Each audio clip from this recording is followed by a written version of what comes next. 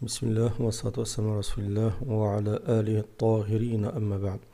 Donc, comme vous le savez, on l'a dit à plusieurs reprises sur ma chaîne, l'eau est en train de s'assécher en Irak.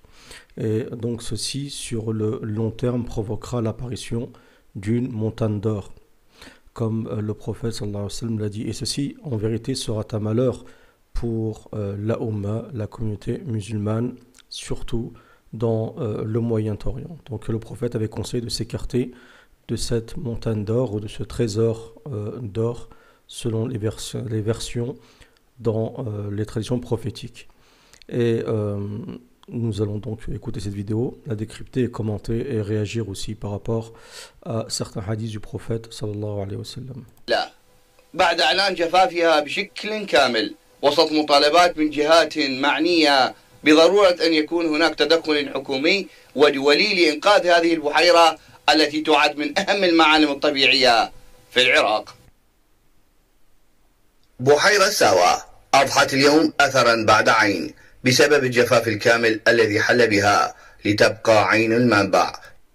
Donc la personne dit qu'il faut que les institutions internationales interviennent en Irak pour intervenir par rapport au pays, donc qui contrôle les débits qui arrivent donc en Irak.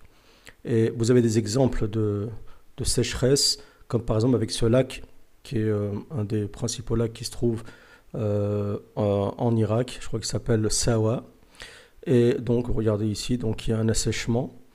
Et donc, il dit qu'il faut absolument intervenir pour empêcher ce genre de... Il y a beaucoup de lacs qui s'assèchent avec le temps. هي كل ما تبقى معنيون عزوا أسباب الجفاف إلى تجاوز العامل البشري والصناعي على محيطها الجيولوجي واستنزاف مياهها من خلال حفر الآبار للمناطق الصناعية والزراعية القريبة من البحيرة. من الأسباب البشرية هي كثرة الآبار الارتوازية وكثرة النشاط الزراعي بالقرب من البحيرة، إذا أضاف إلى كثرة النشاط الصناعي، كثرة معامل الإسمنت تعددها.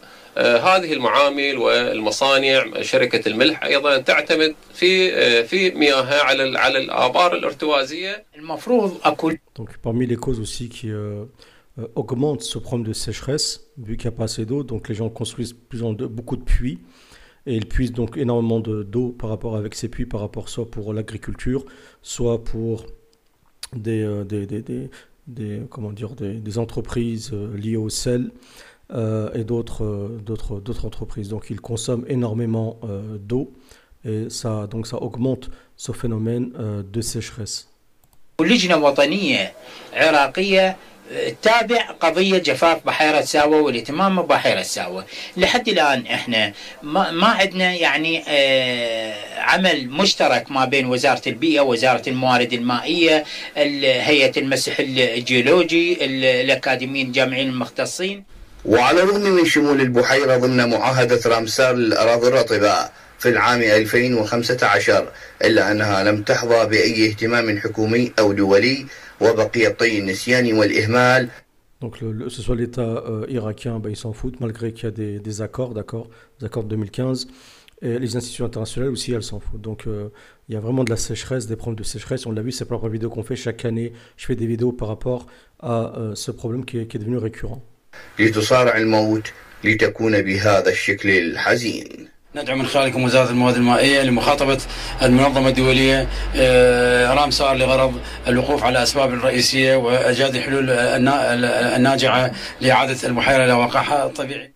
فقدان أحد. Donc lui s'occupe de l'environnement, il dit qu'il faut agir sur international pour faire en sorte que il puisse y avoir de l'eau à nouveau dans cet endroit-là.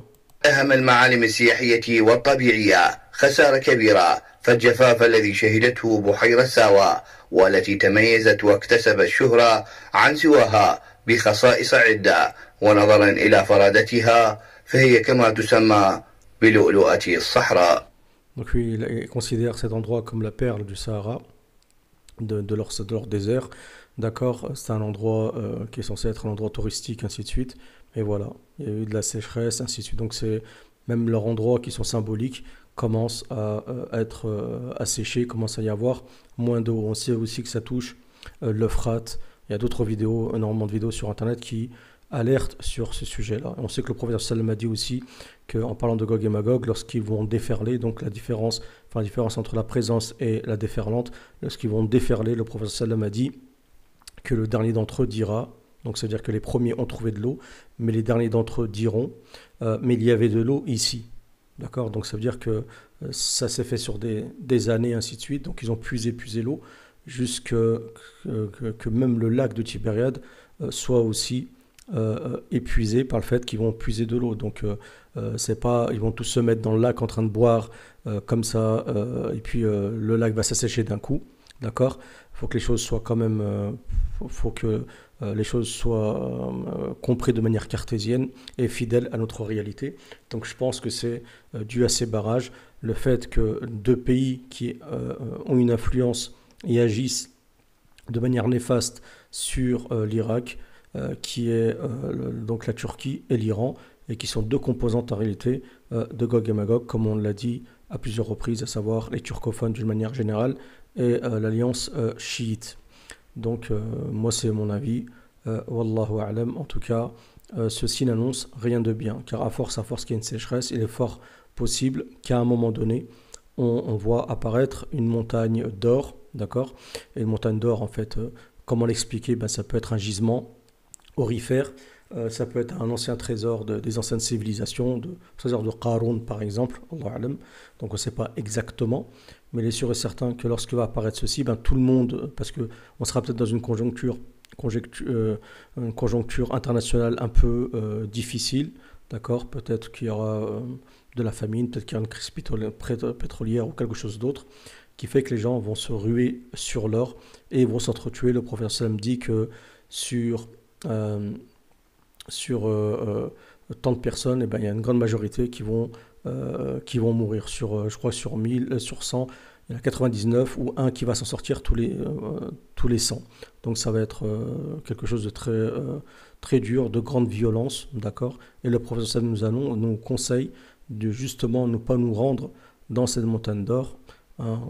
Ça va être très attractif parce que les gens vont vouloir récupérer de l'or. On le voit déjà dans certains pays, des pays où il y a une facilité pour extraire de l'or du sol, comme des pays comme le Mali ou d'autres pays. On a vu aussi des vidéos anciennement sur la chaîne des crypteurs, ils y sont encore sur ma chaîne, où vous voyez des gens puiser comme ça de l'or, juste en creusant sur le sol.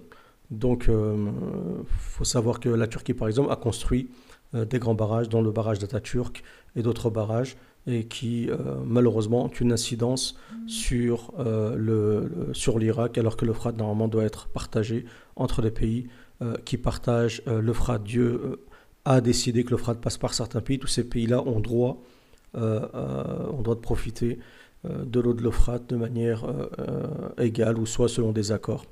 Donc je vous remercie pour votre écoute. J'espère que cette vidéo vous a plu. Si ça vous a plu, mettez un j'aime, partagez-la et abonnez-vous à la chaîne, car beaucoup de personnes regardent la chaîne mais ne sont pas abonnés. Et vous pouvez aussi nous aider à la chaîne, la soutenir en cliquant sur le bouton rejoindre pour être souscripteur de la chaîne. Pour l'instant, il n'y a que 2 personnes, mais s'il y a du monde par la suite, on pourra proposer des trucs sur la chaîne. Je vous remercie pour votre écoute.